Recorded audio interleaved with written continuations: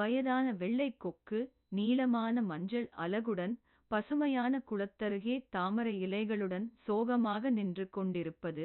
வண்ணமயமான மீன்கள் மற்றும் தவளைகள் அதனை கவலையுடன் பார்த்து கொண்டிருப்பது. மேலே தெளிவான நீலவானம், சூழ்ச்சி நிறைந்த பார்வையுடன் இருக்கும் வெள்ளைக் கொக்கு குளத்தருகே நிறைந்த வண்ணமயமான மீன்கள் மற்றும் தவளைகளிடம் பேசிக் கொண்டிருப்பது.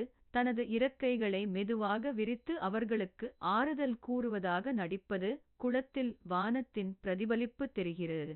கொக்கு தனது அலகில் ஒரு சிறிய வண்ணமயமான மீனை பிடித்து மரங்கள் மற்றும் பாறைகளின் மேலே பறப்பது.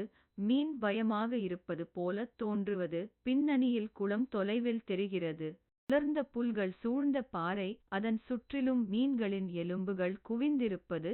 பிரகாசமான வானத்தின் கீழ் அருகே நின்று கொண்டு தனது அலகை மெத்தமாக நக்கிக் கொண்டு திருப்தியாக ஒரு சிறிய ஆரஞ்சு நிற நண்டு குளத்தருகே கொக்கை பார்த்து என்னை எடுத்துச் செல்ல முடியுமா என்று கேட்டுக்கொண்டிருப்பது.